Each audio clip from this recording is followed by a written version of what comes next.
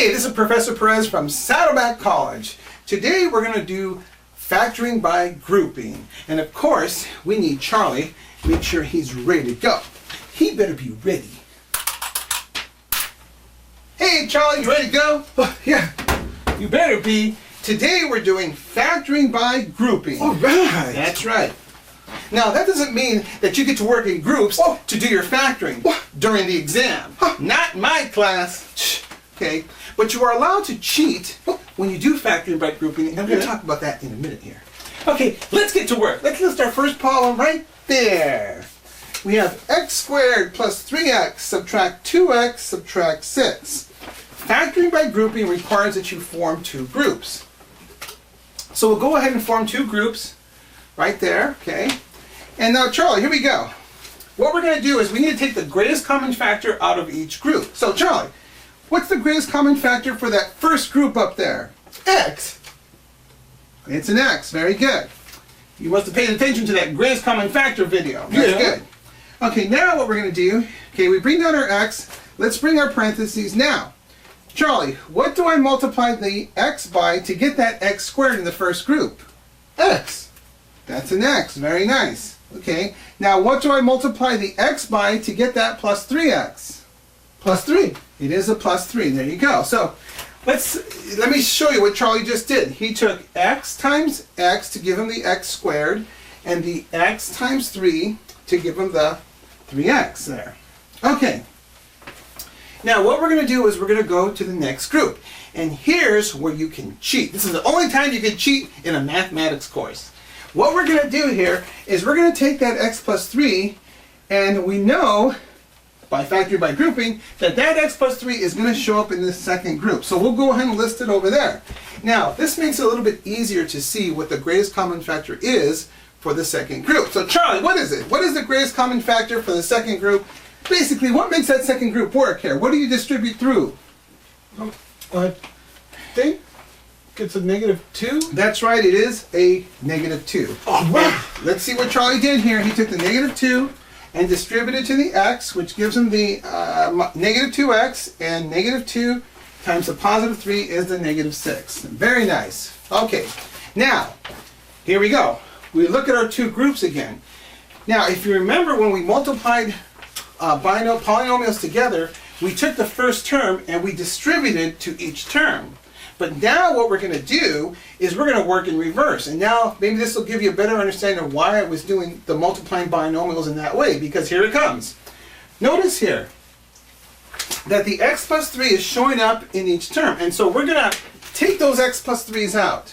And if you look at this, if you pay attention to that multiplying polynomials, you'll see that when you take the x plus 3 out, you're left with an x subtract 2. So let me go ahead and show you this using the computer program here. We'll take the x plus 3 out there. Ooh. There it is, the x plus 3. It's out in front. And you see you're left over with that x subtract 2. Okay, so notice when you took those x plus 3's out, okay, there they are shaded. Notice the x is right there, comes down, and the -2 comes down. That's what's left over when you take out that x plus 3. Okay? Now, so let's go on. Let's bring down our x plus 3 right there, and notice we have the x subtract 2, so we'll bring that down, and that gives us our answer right there. Don't forget to box your answer. There you go. You're doing factoring by grouping. Oh, what fun! Let's do another one. Here we go. Now what we have is x squared subtract 2x subtract 8x plus 16. Same process again. We're going to form two groups, okay? And Charlie, what's the greatest common factor for the first group? X. That's right, it's an x, and so bring down a parentheses here. Now, what do I multiply x by to get that x squared, Charlie? X. X, that's pretty simple, okay. Now, what do I multiply the x by to get the -2x? -2. A -2, there you go. Now, let's review what Charlie said. He said x times x is x squared, and the x times the -2 is the -2x there. Okay, now, here comes Charlie's favorite step. What is it, Charlie? Cheat. Cheat. That's right. Okay, we'll go ahead and let's put the x minus 2 there for the second group. Now, Charlie, what's the greatest common factor for the second group? Bust a move. -8. That's right, Charlie. It is a negative 8. Now, here's where Charlie found that it was a negative 8, because if you take the negative 8 times the x, you'll get the negative 8x, and the negative 8 times the negative 2 is the positive 16. There you go. All right, so let's go on here. Okay, what we're going to do here is, again, look at our groups and notice the x subtract 2 is there. And so we're going to take that x subtract 2 out. Remember, we're doing the reverse of multiplying polynomials. We're going to take that x minus 2 back to the front. And when we do that, watch what happens here. Okay, take it out. There it is in front. Now notice what's left over. It's the x subtract 8. You got that, Charlie? Yeah, you better.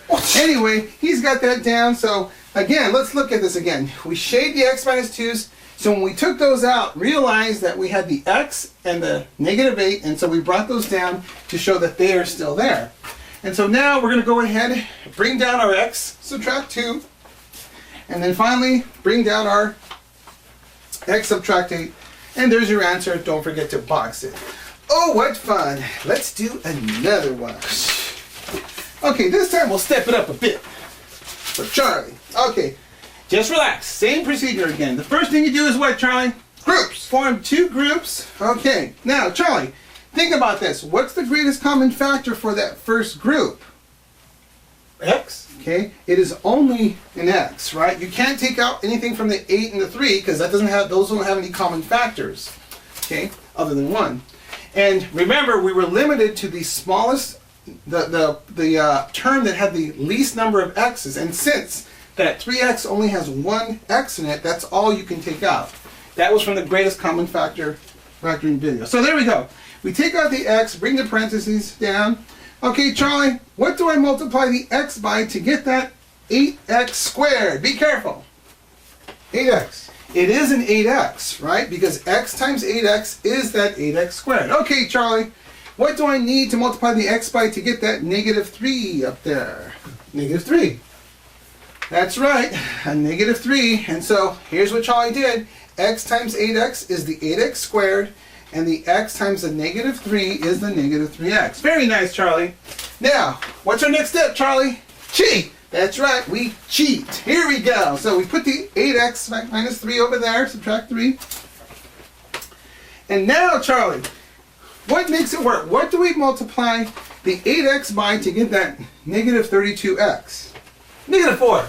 It is a negative 4. That's all you need. And so that completes that second group. So now, again, we see that 4 times 8x is the negative 32x, and the negative 4 times the negative 3 is the positive 12. Okay, Charlie, now what we're going to do is, again, look at our 2 groups, and we're going to take out that 8x minus 3 and yank it out of there. Here we go. So take that 8x minus 3. Here we go. We're going to yank it out here.